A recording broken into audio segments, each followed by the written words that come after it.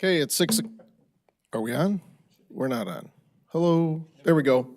Okay, it is 6 o'clock and I will call to order the Plainfield Charter Township Board meeting for April 11th, 2022. Can you, Frank? Thank you. Okay, we'll be led by Frank in the invocation and then the Pledge of Allegiance. Frank?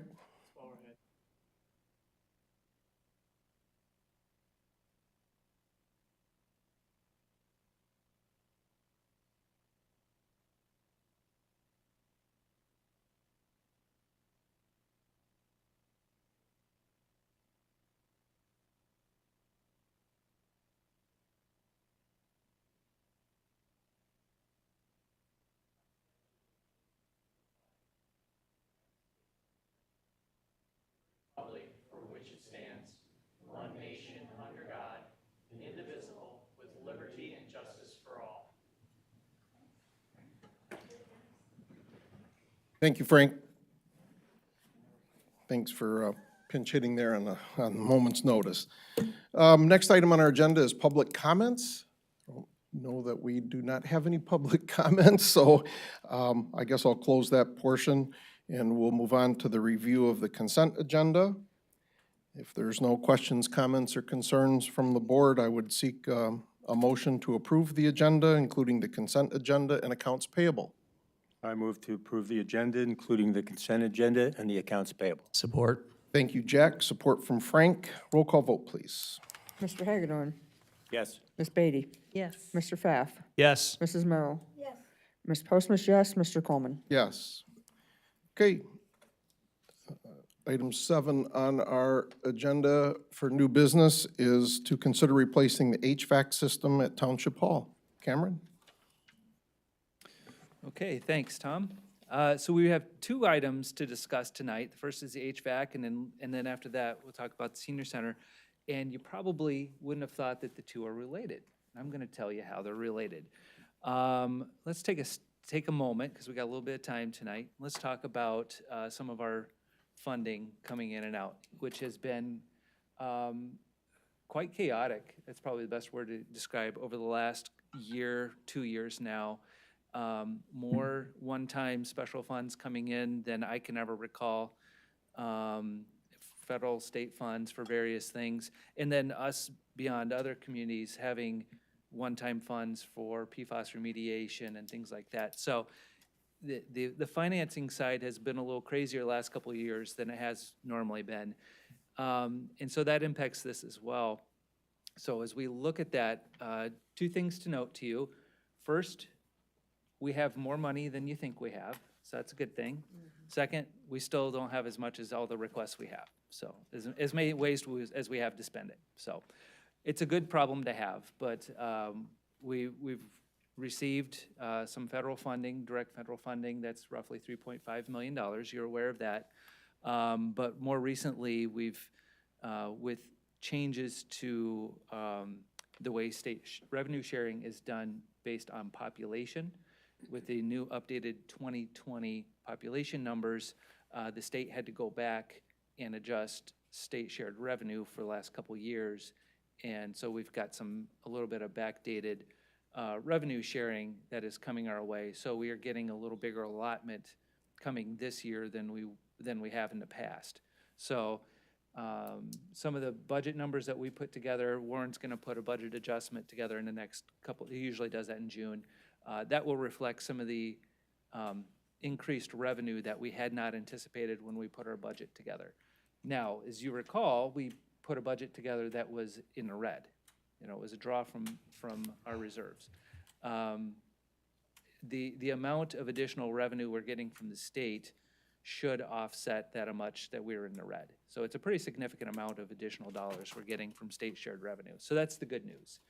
So we're in a healthy financial position, is basically the bottom line. We have enough money to balance our budget.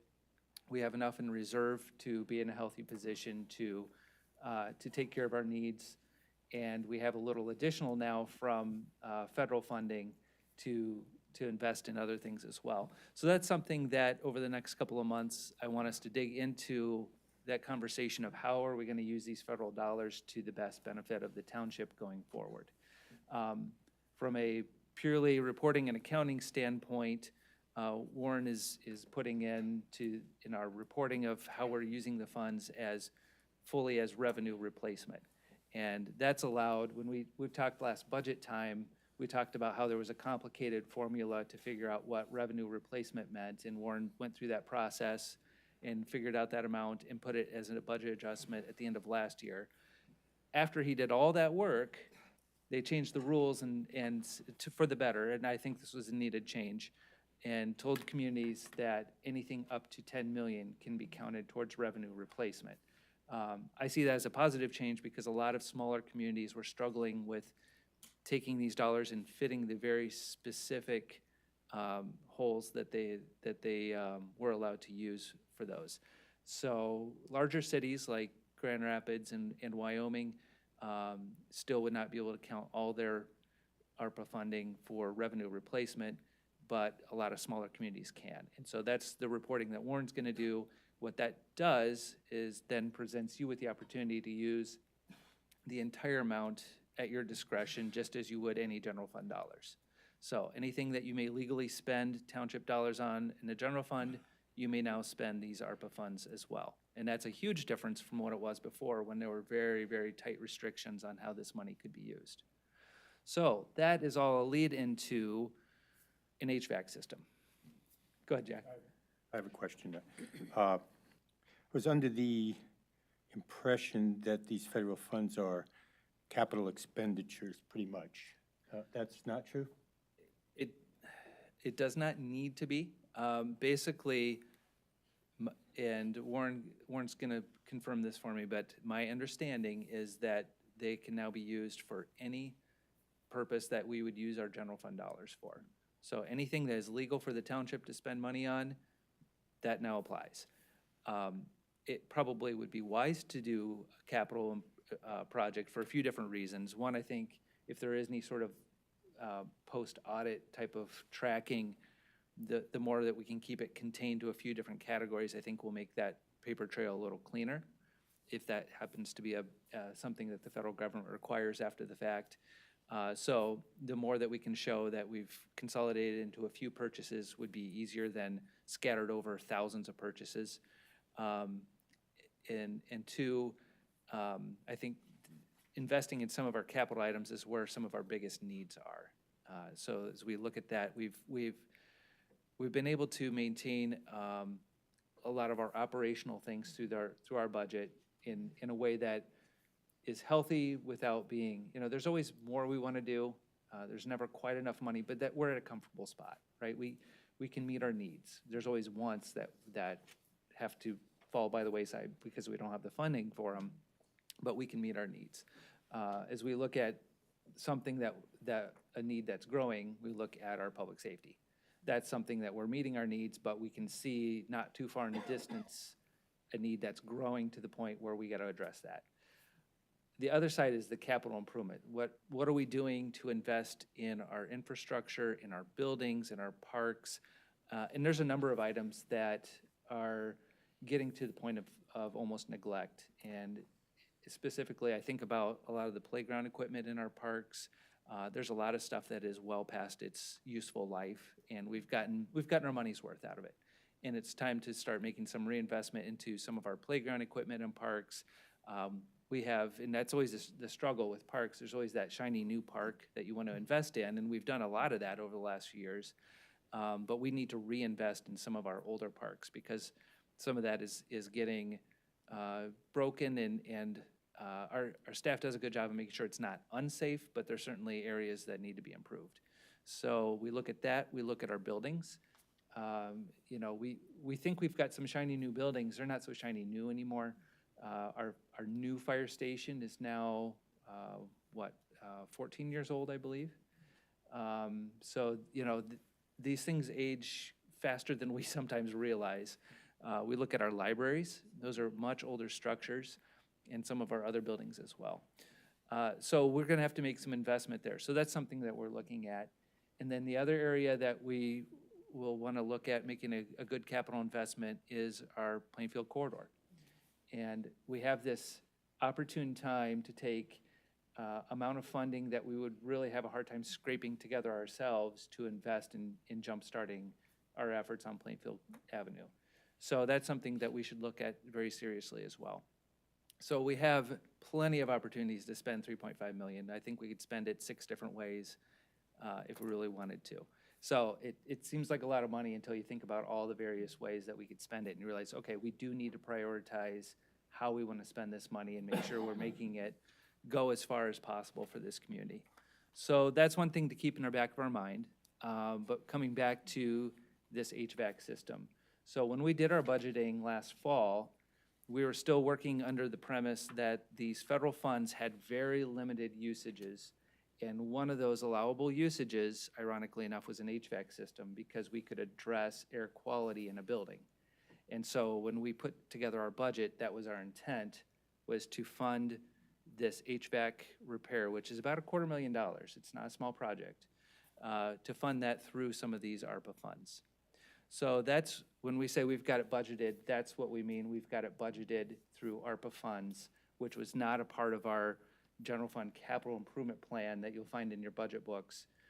It has been a line item in our capital improvement plan for a number of years now. It's something we've known we've needed to do. We've had it budgeted for a number of years, but we saw an opportunity with ARPA funds to shift that so that we could use the other general fund capital improvement dollars towards our other needs like fire trucks and all the other miscellaneous capital improvements that we need. So that's what we're talking about here when we say we've got budgeted funds. You won't find that line item in your budget book because it has $0 allocated to it from our general fund. That's where the money's coming from. Now I'm going to get into what we're talking about for this HVAC system because it's not a small proposal. This is something that we've known is aging and needs repair for some time. It's something that causes Dennis Hatchie quite a bit of stress. Is that air conditioner going to fire up every spring? And even now it's going to cause him some stress, even if you approve this, because you may have noticed in the proposal from Hearst Mechanical, the chiller, the air conditioner, has a 30-week lead time. So we're going to have it just in time for fall. So just in time for winter to come around. So we're going to need this system to last for one more season, the one we have in place, if you approve this tonight. And so there's a few reasons why we've worked with Hearst Mechanical. They've done the work on this building for a number of years. They know this building inside and out. And so when we work with a contractor in that way, we tend to do a lot of work because bringing in, and we've tried this, we've brought in outside contractors doing a low bid process, and we find there's a lot of wasted time trying to learn what is and what's been done. And it ends up, the savings we think we're gonna get, we end up not getting that savings. So we took a little different approach this time. We worked with Hearst, who we've worked with on this building for a number of years, and we had Fishbeck take a look at their proposal and validate it. And so they did a little bit more than that. We hired them to take a good look at this building and say, what are our needs for this building? We knew that the HVAC system needed repairs, but is that it? And so they did take a look around, and if you had a chance to look at your materials in your board packet, you'll see we went as far as doing thermal testing. Yeah, so you'll see the blue areas, that's not good. that's heat loss through the windows. So we did thermal testing this winter, and I think it was late February, early March that we did this. And so there's a number of things that they have found in addition to just the HVAC. Get up to their recommendations here. Our windows losing a lot of heat. Even if we just do some caulking around them, that would probably help. Some of the drywall, some of the walls doesn't have enough insulation. So it's beyond just an HVAC, but that's certainly the low-hanging fruit for us. It's a system that's, parts of it are as old as the original part of this building, 1985. So it's a system that's old and failing, and so we need to replace parts of that. So this kind of leads to a bigger question: how far do you go into an investment into one system and without looking? So we had Fishbeck look at that, and they do recommend a replacement based on Hearst's proposal. They think it's a good proposal, and beyond that, they think the price is one that we shouldn't balk at. So given price increases right now, they don't think we would do better by trying to bid this out to other contractors. So that is the HVAC proposal for you. It's a kind of a complicated package. I've made it maybe a little too simple, but I'm open to whatever questions you may have on that. Okay, before we do that, I need to open the floor for public comment, if there is any on this issue. Okay, seeing no one, I'll close that portion. We'll move on to board discussion. Frank, do you have anything? I do. Don't forget your microphone. Am I to understand that the 264,000, I'm just rounding off, includes all the other repairs, not just the HVAC? That includes the caulking and all the other stuff, or not? It does not. This is Oh. just the HVAC. Okay. So that's the challenge as we look at the needs of this building. The proposal from Hearst is just basically what you'll see in, I believe it's 1 and 2 to, yeah, let's see. Thank you, 1, 2, and 3 together. Okay. So just reviewing that a little bit, so we've got 2 air conditioning units that sit out back here. Both really need to be replaced. So that's the 25-ton and the 20-ton. And then we've got boilers in the basement that are also, I believe, original to the building, or if they're not original, certain components certainly are. And those need to be replaced as well. And then the third major component is the control system. So it's a system that calls for the hot and the cold and all the electronics. That's given us a number of challenges over the years. So that's the big pieces to be replaced here. Fishbeck is suggesting that we also do some additional work on top. Do we have an estimated cost of the rest of the work? We don't have an estimated cost in total, largely because it depends on how extensive we would want to get. We could do simple caulking around windows. That would be easy enough. If we get into actual window replacement, now we're talking tens of thousands more. And then the insulation would be ripping drywall off to put insulation. Then we're really talking some serious investment. Just wondering, because if we're going to put in a new system, wouldn't we want the building to be as efficient as possible so we're not wasting, still wasting? I know the new system will be more efficient, obviously, but I'm wondering, it would also help the system if the rest of the building was, You're absolutely correct. tight. It would make Strong. the system more efficient if we added this insulation as well. How soon can we get an estimate on the rest of the work? I'm just curious. And you can break it down to just caulking and then we're talking about drywall, we're talking about windows. If you could break those costs down and have those to us maybe by next meeting, I would appreciate that. Yeah, absolutely. I'm sure Fishbeck can get us some estimates in a short amount of time. They've already done the work of the study. It's putting estimates to it. Okay. You answered my question on budget, on bids. I mean, I imagine this is a priority, but you mentioned a lot of other things that need help. And like you said, 3.5, it's going to go fast. This is a big chunk right here. Do we have an order of priority on what the staff thinks should, I mean, obviously, since this is brought forward, this is probably the number one priority. But as far as the rest of the money, can we get a priority list based on staff's best estimates on what should be done next? Absolutely. And we have talked about that a little bit as staff already. Chief's not here tonight, but he says I can easily spend $3 million on fire trucks. Just say the Wow. word and it's done. Bill Fisher says the same about trails. Say the word and it's done. So we certainly I'm have thinking the- more infrastructure stuff that you mentioned. Yep. So we, So- we can certainly have that, and that's a timely discussion to have.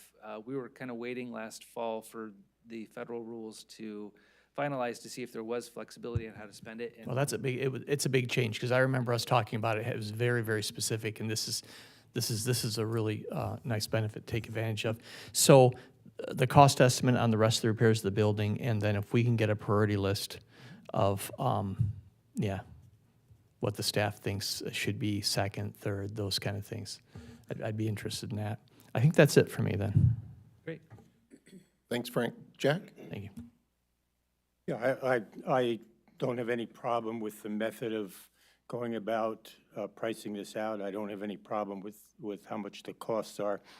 The only question I had as far as, same as what Frank was talking about, I think that it should be the board's responsibility to prioritize this or approve what the staff recommends as opposed to going about it piecemeal. And I want to add one more thing to that.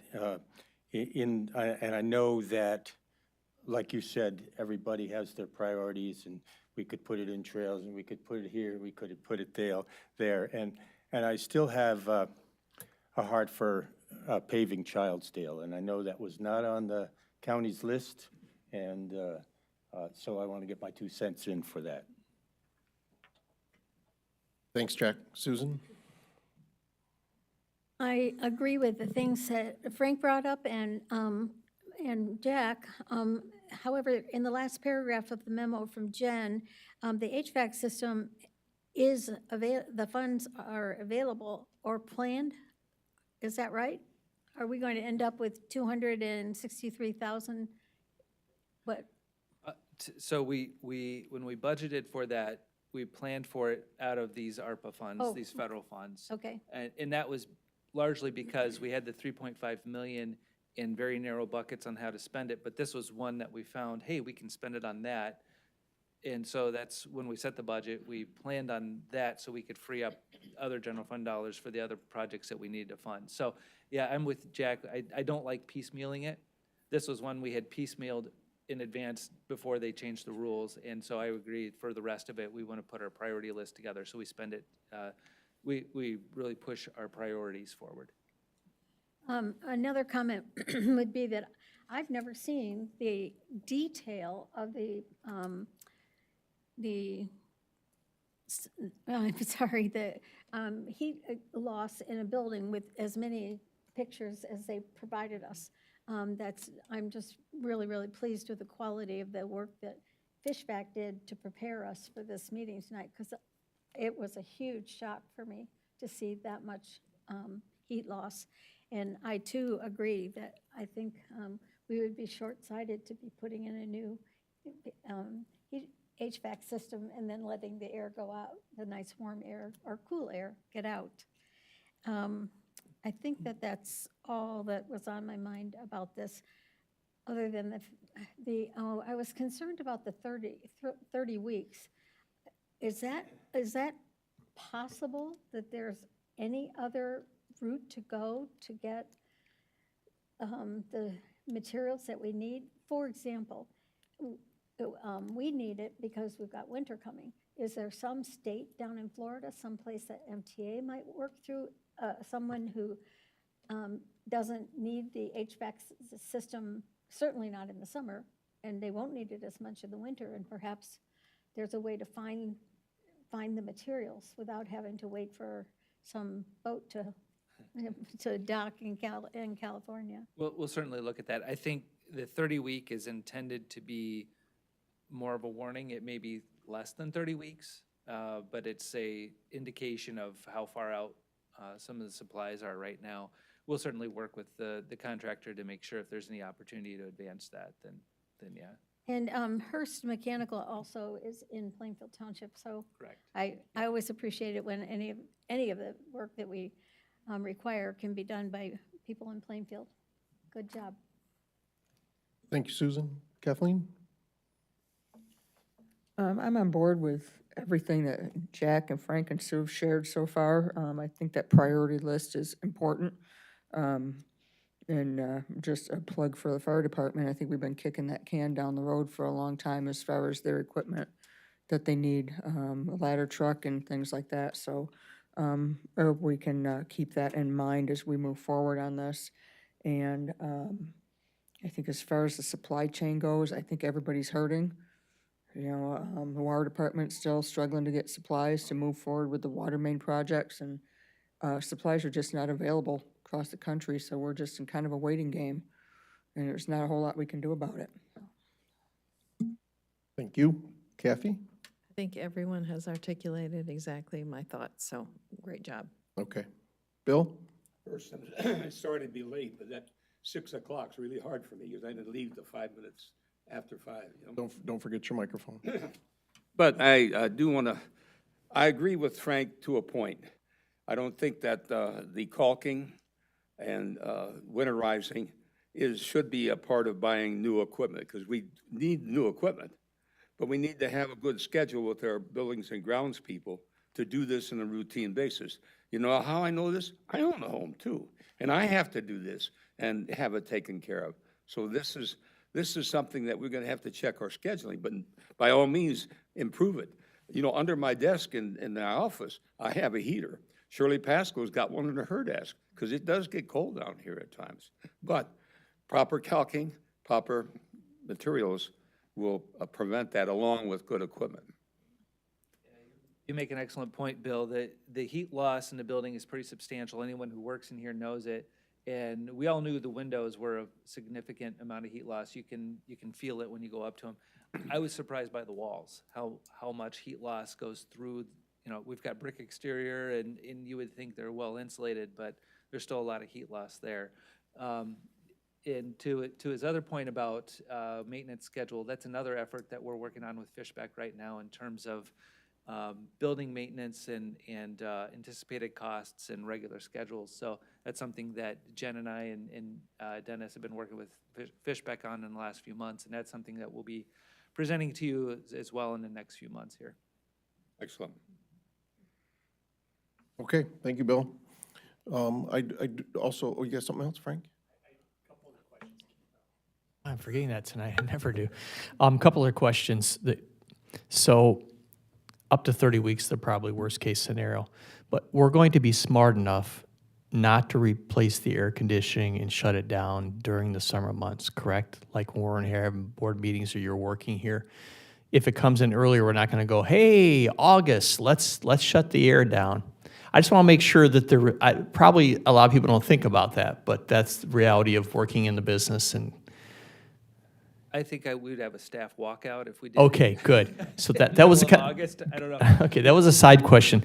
The other question I had was, so we think that the HVAC is number one priority, but it was kind of number one priority because of the ARPA funds, but now because they can be used for everything, does it still remain at number one? My question is, because it was kind of, it didn't really have any competition before. So I'm wondering if it's still, is it just number one because the ARPA deal, or is it still number one because you think that's? Whether it's number one for ARPA or not, it is still a very high priority. We have those air conditioning units on their last legs. So you think it's still? Okay. I think it's a highest priority either through ARPA or through our general fund capital improvement. And if you don't want to spend ARPA funds on that, that's fine.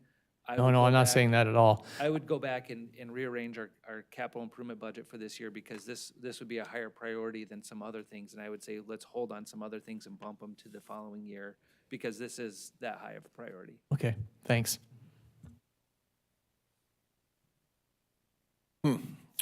Well, I think as I hear everyone articulate all this stuff, I think in my mind, the buildings and grounds building, the 3.5 is going to go very fast. Fishbeck has looked at a lot of our, shall I call them, issues. And I'm wondering if they couldn't also weigh in on not just staff. I'm not saying anything negative there, but how about Fishbeck telling us in their eyes, who are the professionals, what they think the order of priority should be? I think that's a good point. We have had them do building inspections, and that was just before COVID. Was it 2019, Jen, that we did the building inspections? Is it that long already? And that's what we're basing a lot of this maintenance plan work off of, and they have given us priorities. That's some of the effort that we're working on right now, is saying, look, there's certain buildings that we may have to come to a point of deciding, do we even want to put more money into a certain building, because it may be just past its useful life, and it may be better to look at a new structure than to keep pumping money into a certain building. It's outlived its useful life.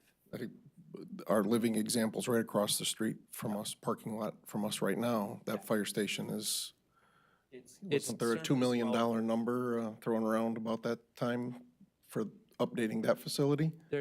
Fishbeck has helped us look at what we could do to improve the current structure, and we do have some minor renovation ideas.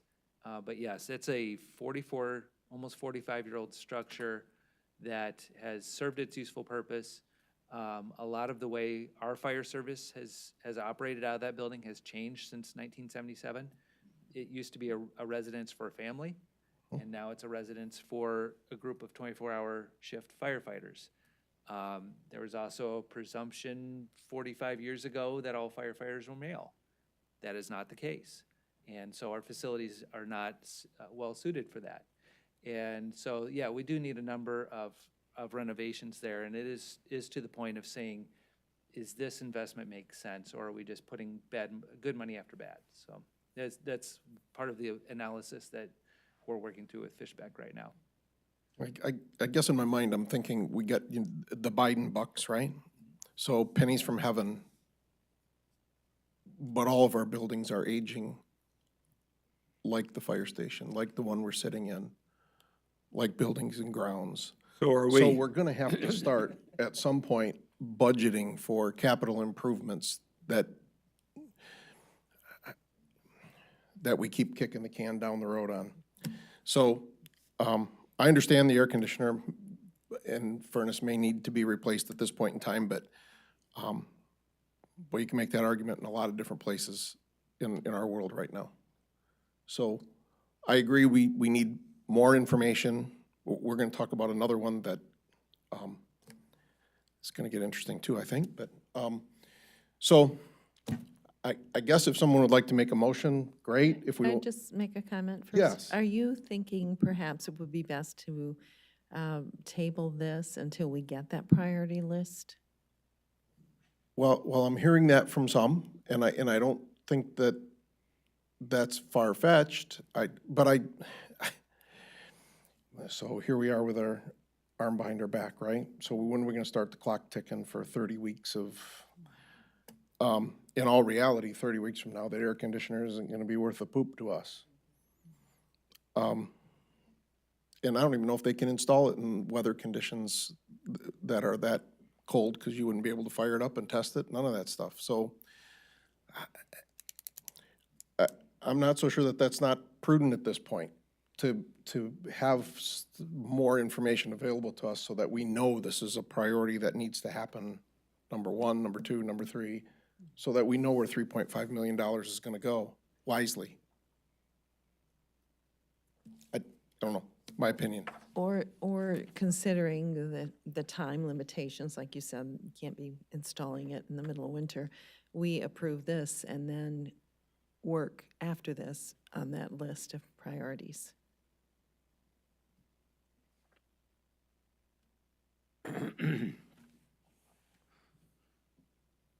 Yes.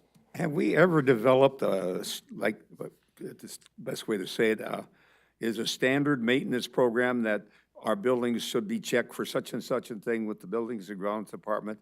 In other words, what would prevent that? Now, this is just equipment to keep it cool inside, but the buildings deteriorate and they lose this. But this is an ongoing task every day of the year, pretty much. Have we ever developed anything like that?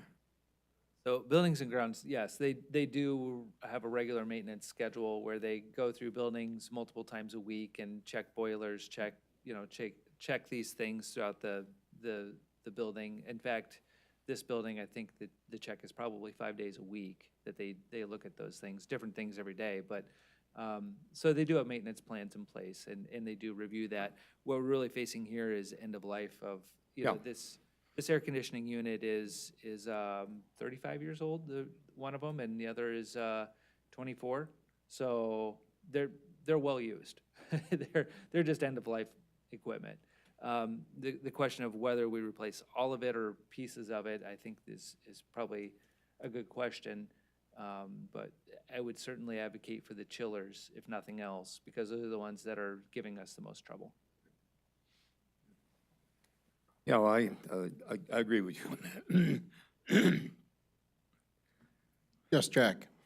I'm not advocating for this, but if you add 30 weeks to right now, we're probably pretty close to fall and into the winter, in which case we wouldn't be needing the chiller anyway. So if we went with the other parts of this, and postpone the chiller part for another couple of months, it would probably be spring, in which case they could install it and test it at that time. I'm not advocating for that, but that's just something to consider. I don't know how much of this is intermingling, one system with the other, that you may be adding to the cost by having them do two separate pieces. I'm not an HVAC guy. I'm thinking I think it'd be more cost efficient to do it all at once. Right. Probably so. It probably would, and the chillers are the units most likely to fail right now. So if anything gets replaced, I would advocate for the chillers. Susan?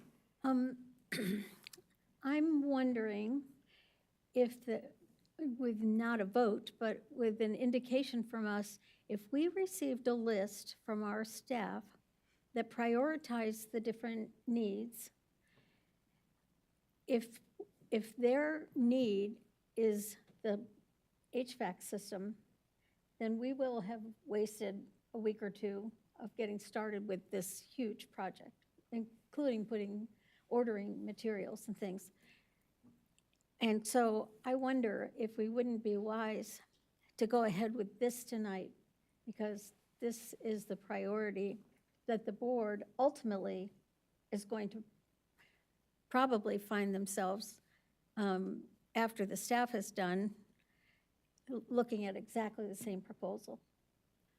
And it takes 500,000 off 3,500,000.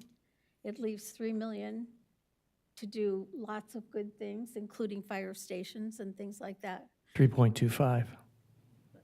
Yes. Oh, thank you. And 2.5 is exactly what we need. So that's my thought. I would rather go ahead and put a motion on the table to go ahead and get this done. It's a priority. Is it a priority for 7 of us? Somewhere along the line, I think that 4 people might put it as the priority. And I wouldn't be surprised if the staff would prioritize the same thing. Well, the issue I have with that is the staff at any facility is going to think theirs is the most important. I'm wondering if we should get the priority list from Fishbeck and not the staff. It would seem a little more, You mean you don't want to see Steve McKellar wants 3 fire trucks? Number 1.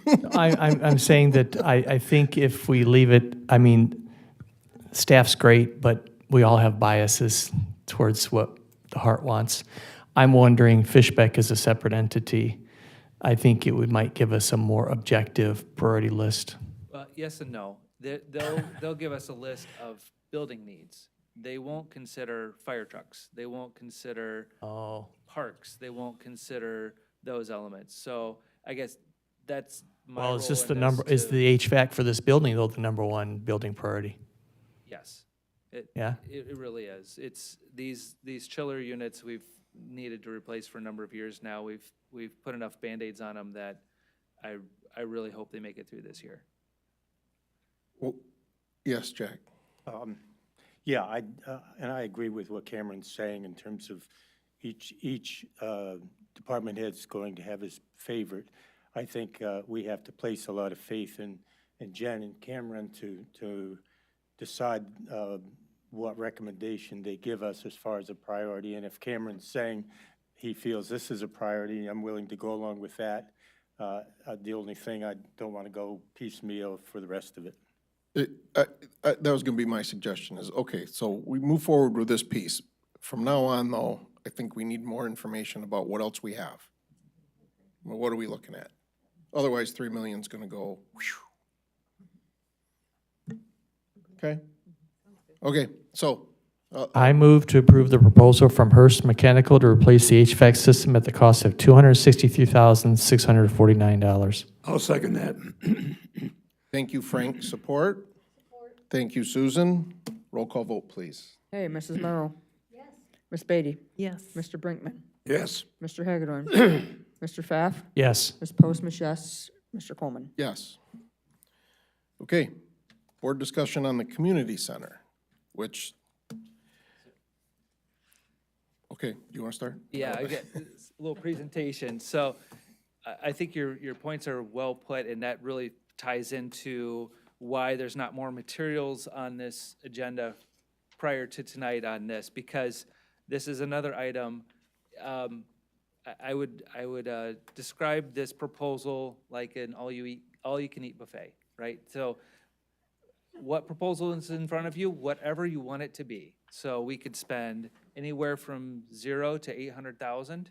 I would advocate for more than 0. I think this building needs some attention, but it really comes down to a number of questions that, as a policy board, you need to decide: how long are we going to continue to use this building? How are we going to use it? How much do you want to spend on it? And that really ties back to the first one. And in what way do you want to spend it? So as we look at this, I think the first question is, we recognize that the voters declined to build a new community center. And so we're using the current senior center now, and at least for a few years, right? I don't know what your interest is in doing something different. And that would help guide this discussion too. If you have an inclination to say, you're interested in looking at an alternative near term, okay, then maybe we shouldn't invest as much in this building.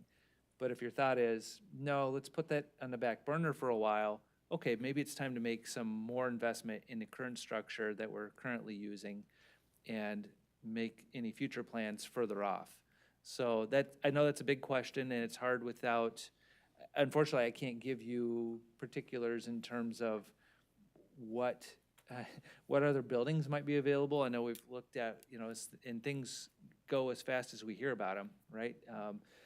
Both Jack and Sue have brought buildings to my attention that were gone by the time we were aware that they might be available. That's kind of the market right now. So will an opportunity pop up? Who knows, outside of us building something. Is there any interest in going back to the public for a revised community center type of proposal in the near future?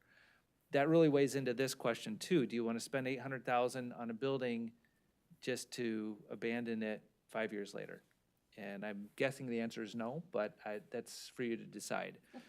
So, it can use, like I said, it's like a all-you-can-eat kind of proposal.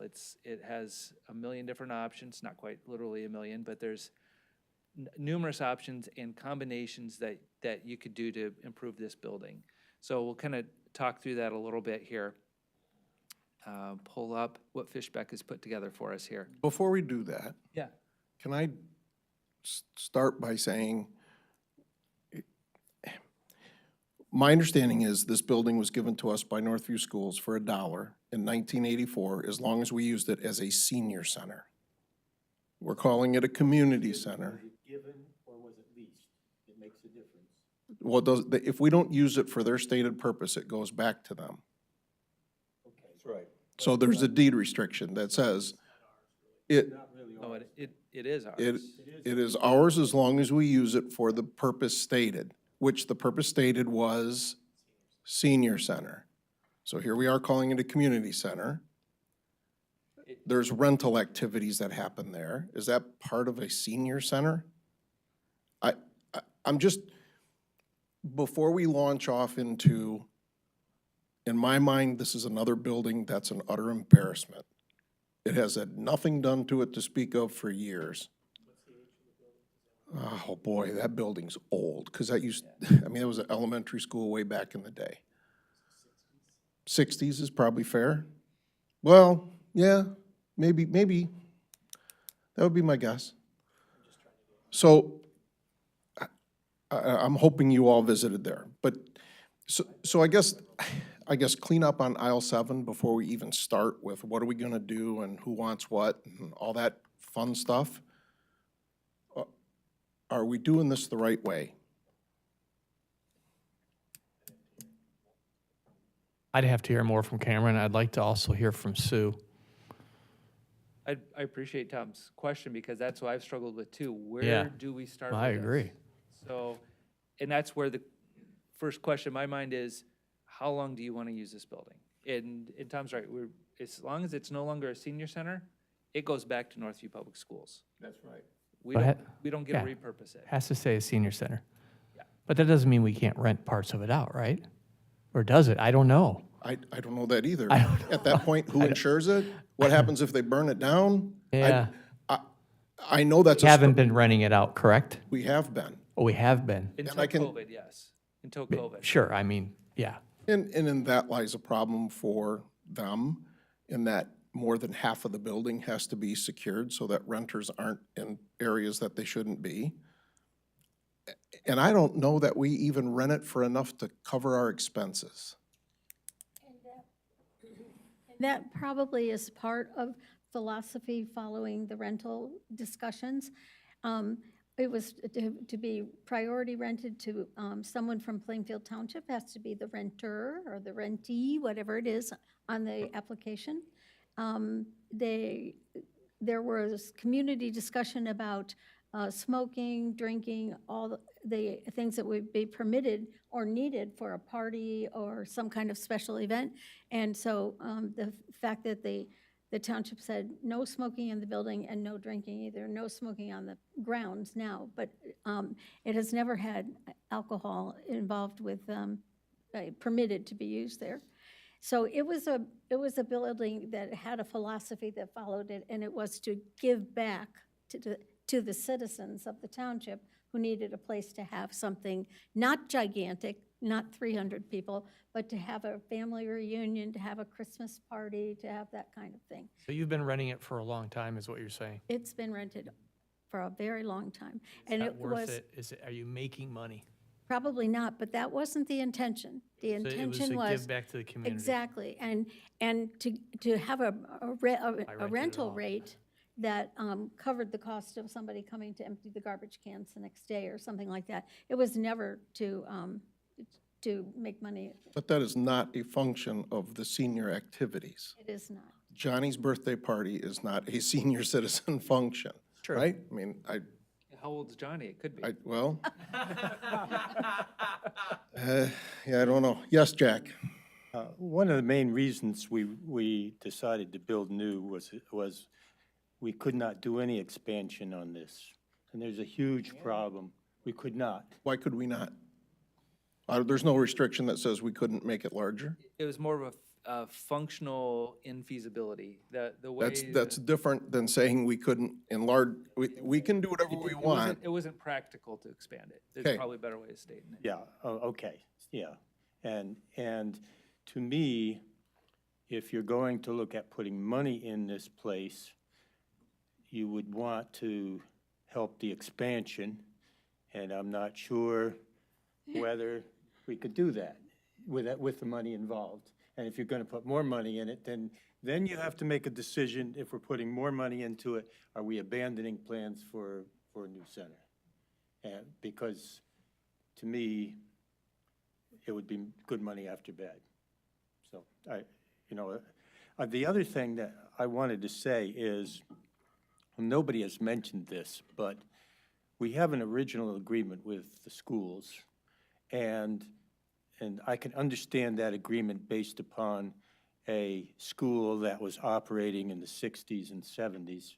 Now, I would probably say that the Northview School District could care less about that building, and it would probably be a white elephant to them. And I wouldn't be a bit surprised if we went back to the schools and said, we want to use this for other purposes. Can we have permission? Can we revise this agreement? I'm sure they wouldn't have any problem with it.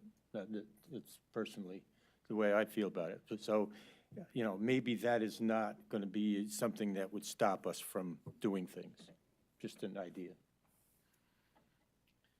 One thing I would caution, though, if we were to do that, and I'm not saying they'd be opposed to it, again, we've got another old building we got to maintain. Oh, yeah.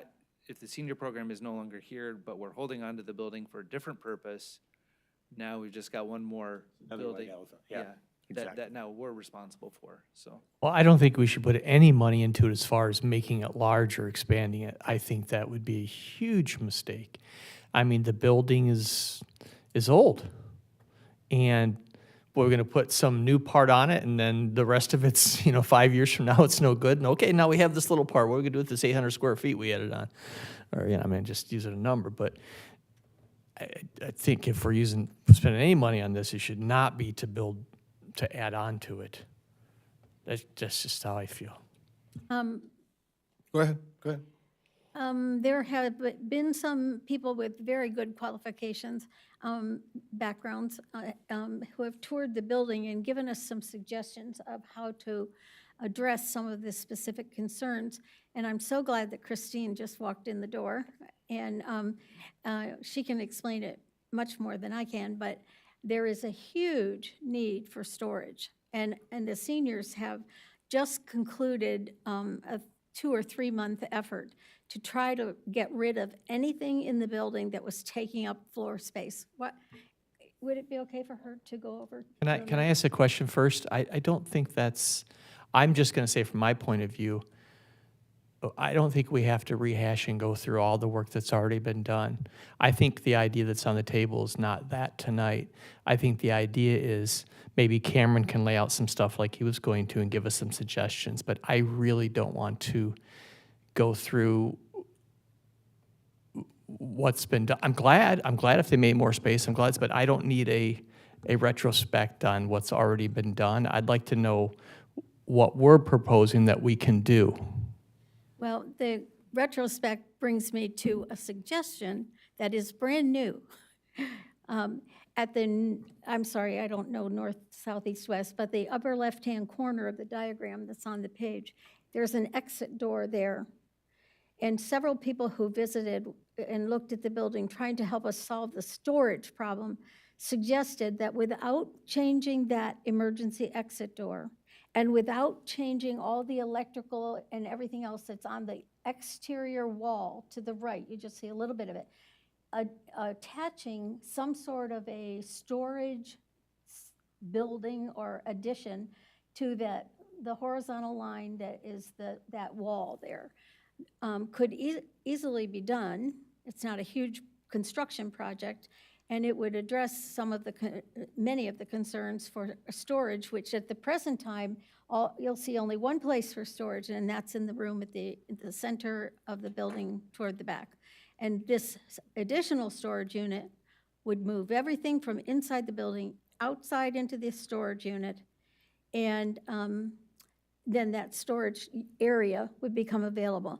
Also, there's a paved path outside that exit door, which would have to be extended around the new storage addition. So but otherwise, there's very little. There's actually nothing that has to be done to the building. But do you have a cost for that? None of that was in Fishbeck's plan here, so. Okay, I'd so like to yeah, hear- if I don't have hear from cost, I Christine. really can't. It's hard for me to talk about things that we don't have a cost on because I can't make a decision when I don't have a cost. I'd like to hear from Christine. Well, this is board discussion time, so if we all think that's appropriate, I'm fine with that. That's- She was not able to be here during. I'm sorry, uh, just a minute, During public comments, so. just a minute. Kathy, did you have something? I'm sorry. Well, I too would love to see what costs that we're talking about, and I'm not sure that we gave Cameron an opportunity to give that. But I have to wonder if this is an old building and we're going to invest, I don't know, with the dollar amount, would we not serve the community better if we took a current building, maybe even this building, and created a space for the seniors? This room does not get used, and forgive me, this may be totally out of the box, but this room does not get used very often.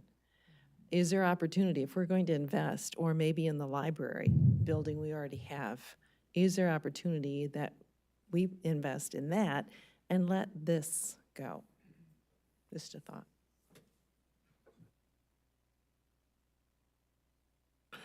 Why don't you do what you were gonna do, and then we'll see where we go. Okay. This is painful, but this is exactly what we needed to work through because there's a lot of big questions here in terms of, do we put anything into this, a small amount, a large amount? And a lot of it is predicated on the questions you're asking. What are our future plans for the use? And so I can kind of walk through, I'm not gonna walk through every fix because there are hundreds that could be done. But like I said, it's like a all-you-can-eat buffet. You can pick from any number of things. There's a few projects that would have to go together on this list. But by and large, you could improve the flooring in one room and not the other room, or vice versa. There's a number of things, the ceiling tiles. So there's a number of things that I'm not going to go into detail that are appearances in nature, right? So flooring, ceiling tiles, updating some of the wall, whether it's, I don't know if there's wallpaper or just paint on the walls, but that type of thing, window treatments, there's aesthetics, and I'm not putting those down because this building certainly needs some of that. But then there's other things that are functional. And so as Fishback walked through with Christine and looked at the plans, I'll kind of step you through it. So if you come in from the bottom, you're coming through the doors from the park side, the main doors there. There's some ideas to improve some of the flow of the building. If you're familiar with the building, you've got the big room on this side and you've got two smaller rooms on this side. There's a concept of making a reception desk here. So basically put a cut in the wall and put a little desk that sticks out here. You could have a little coffee counter here. Really reworking this room to improve it. There's a sink and a countertop here that could come out and could either go to other storage or other use. Put in better built-in storage cases in these rooms. Another major functional element would be the kitchen, and by kitchen, it's really a cooking demonstration area is really the need here. If you can picture it today, there's an old countertop here and one here. The proposal that Fishback put together, and I'm assuming this is what they worked out with based on Christine's feedback, was to actually remove this entirely.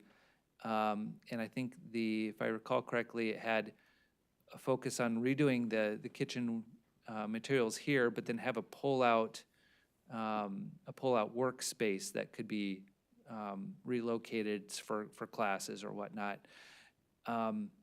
And so it really increases the usability of this space in a meaningful way, but it all is additional cost. And so that's where these functional improvements, yes, they certainly would improve the way that our senior program is using the building today.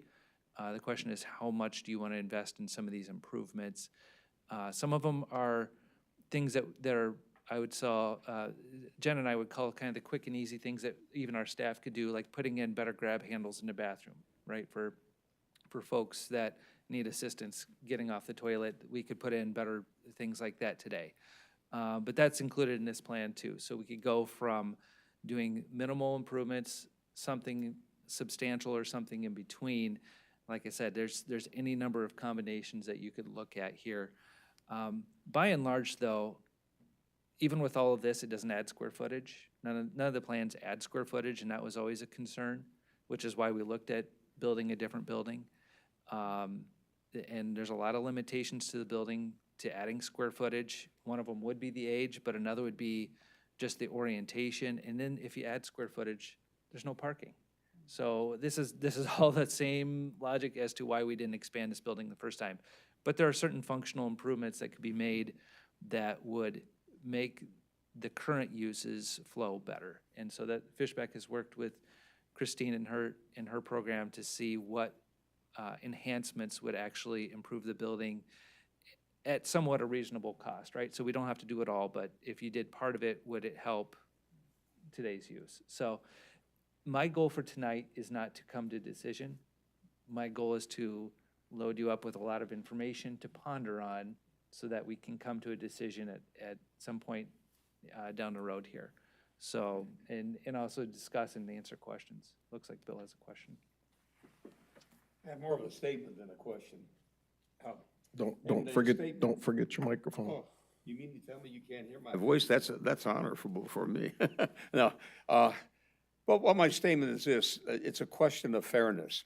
You know, we put in multi-millions of dollars in stadiums for schools, and the schools got the best stuff, and we put in walking ways for the younger people.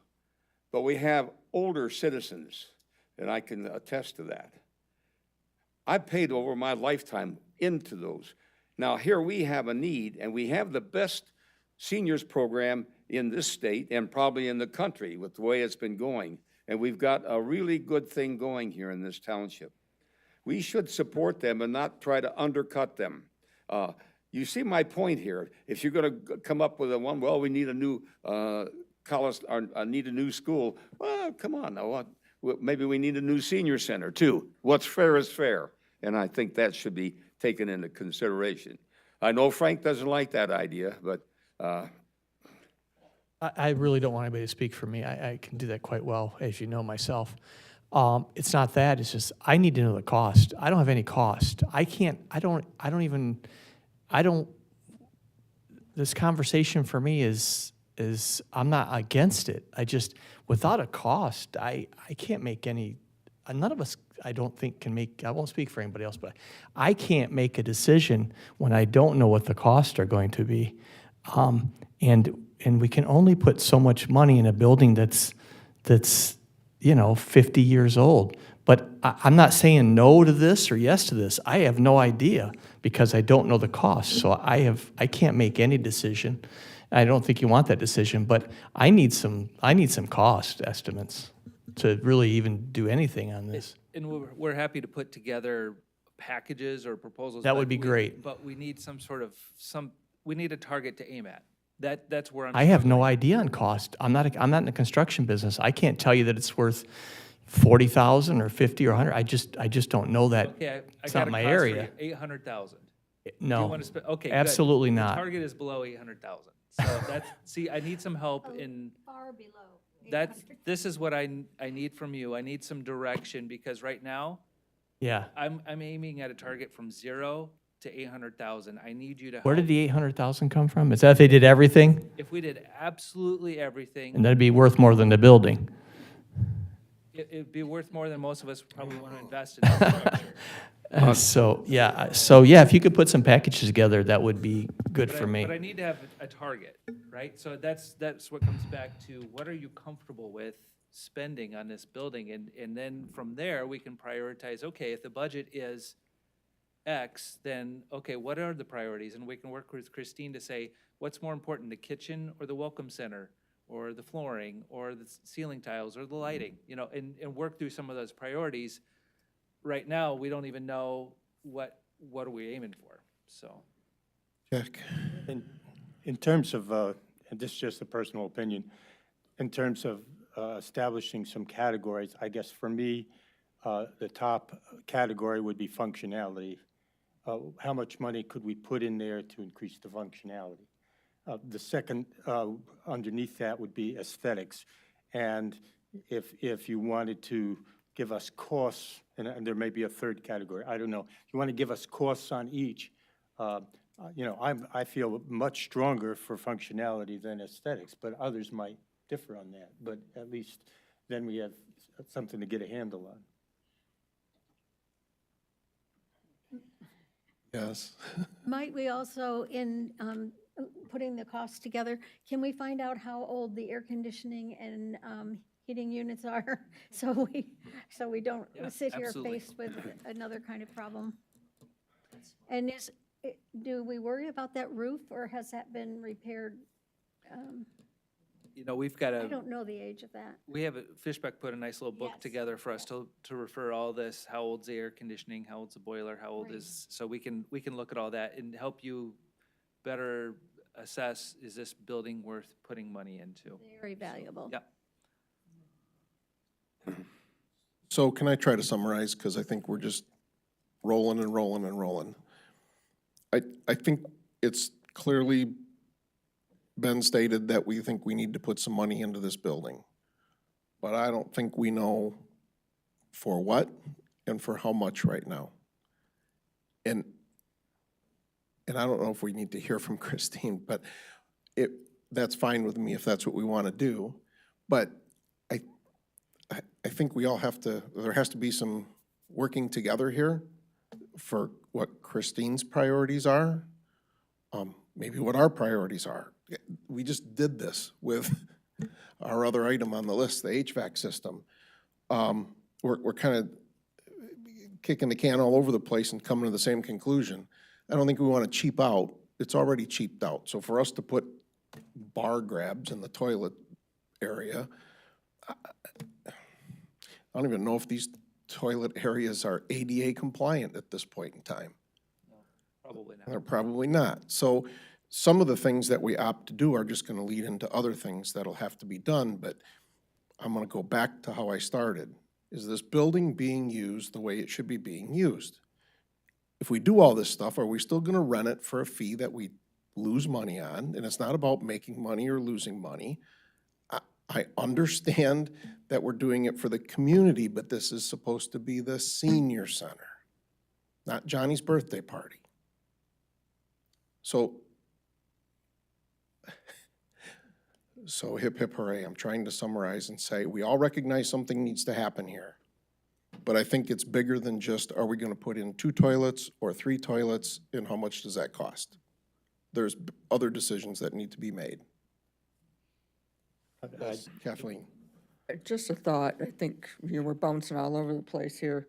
If we could get a list of the priorities from Christine of what needs to be done, and then a cost, and then we can decide, as far as we're gonna take care of these things first, and then evaluate at that point when we know a cost and Yeah, I don't, what we can put into it, what we think is feasible, without overextending ourselves on this building that's. I agree. I don't know how we grab a number when we don't know what's that number's for.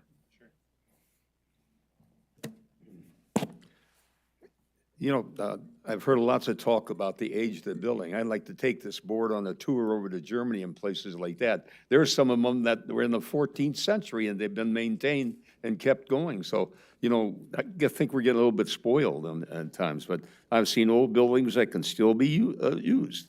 And it's not a question of an age, it's what it's doing, whether it's performing the function yet, Yep, I don't think anybody's saying that, but Kathy, did you have something?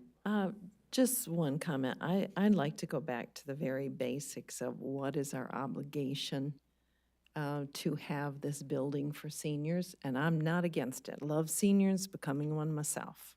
Not But yet. I want to look at what is the government responsibility. I know in years past, there was a federal funded where every community had a senior center and they were very active, but I'd like to go back to what is our obligation to the community to have a senior center?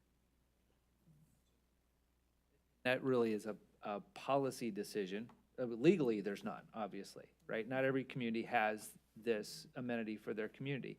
That's why so many of them come to our community, because we have this amenity. So there is no legal obligation. It's a community decision and really a policymaker decision. Is this something that this community wants to provide for its residents, right? And so that's not really anything I can provide any more guidance on. It's really something that you as policymakers need to decide what are the directives for this community and how do you want to lead that way?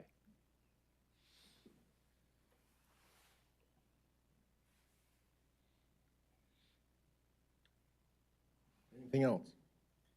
Well, I just hope we come to a reasonable decision with this, because We're it's, not making a decision tonight. no, I know that eventually, but because, we have a great program going, and to torpedo it is unconscionable.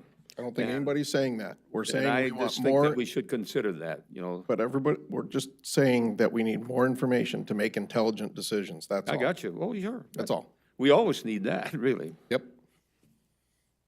Okay, anybody else? Let's move on. Please. Cameron? Okay, thank you for your input on that. As messy as this process is, it's the same questions mulling through our minds as well. Where do we even start with this conversation? Do we put funding, and not just the community center, we have the same struggle with a lot of these aging structures.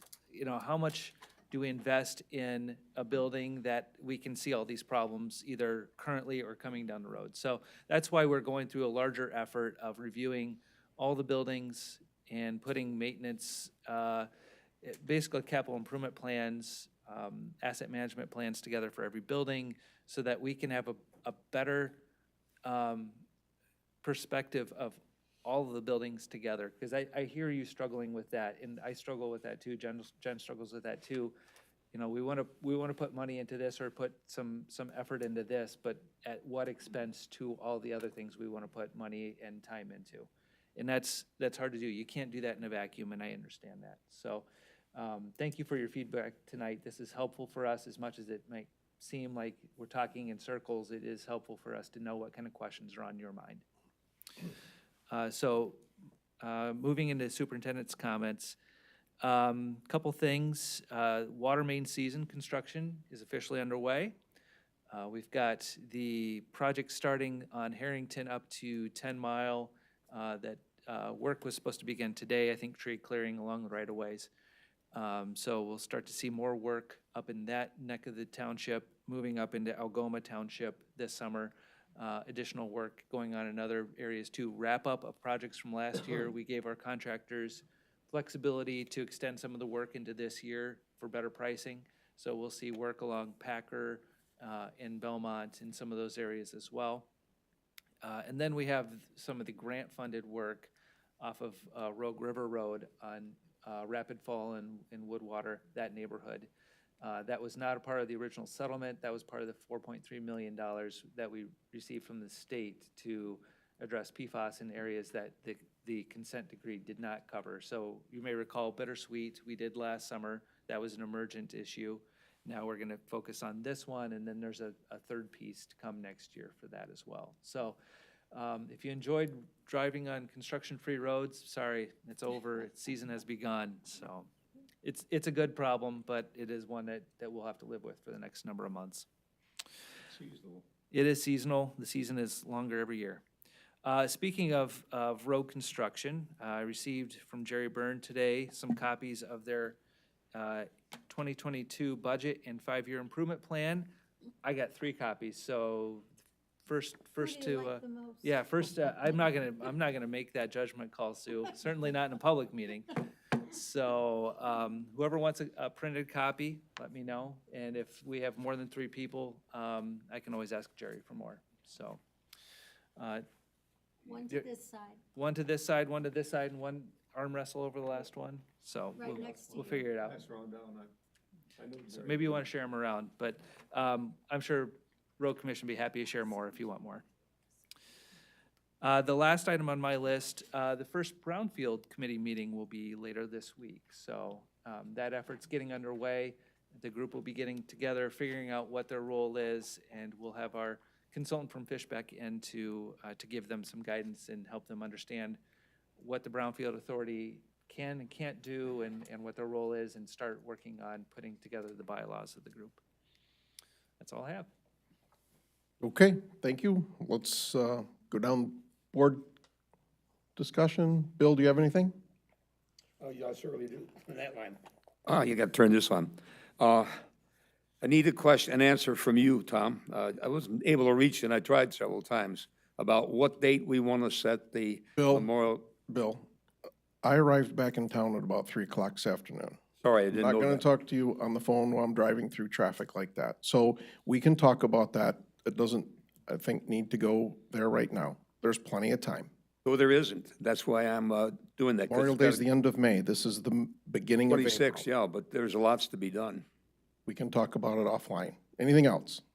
Well, is it permissible to find out if we could use some of the board members for the agenda and everything, or do you want to handle it yourself? I don't want to handle any of that. I think that can be done away from the board meeting. Okay, well, I can do that, but in these times we're working lots away from home, or that it's not always possible.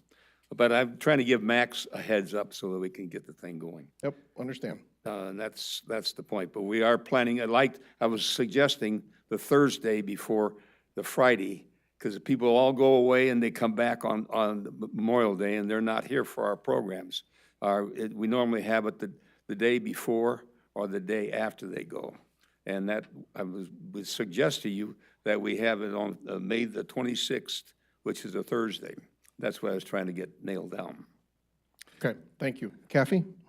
Y'all are feisty and fun to work with. This has been a great meeting. Thank you. I've got nothing. Thank you, Kathleen. Susan? Couple odds and ends. Oh, thank you. The comments tonight about playgrounds in our neighborhoods is so valuable.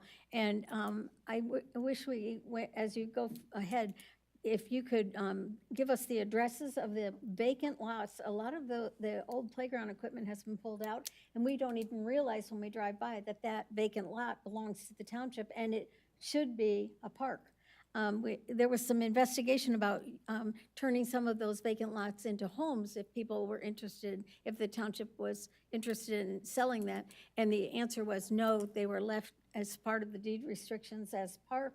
And so they sit vacant. There's one at Holtman behind East Oakview Elementary School that used to have a whole bunch of equipment, and it's been empty. So I'm very excited to see some new playground equipment on the list of stuff. Also, if we, I'm talking about the brownfield, I would like to attend those meetings. How will I know that an agenda has been prepared? Oh, that's a great question. Is it?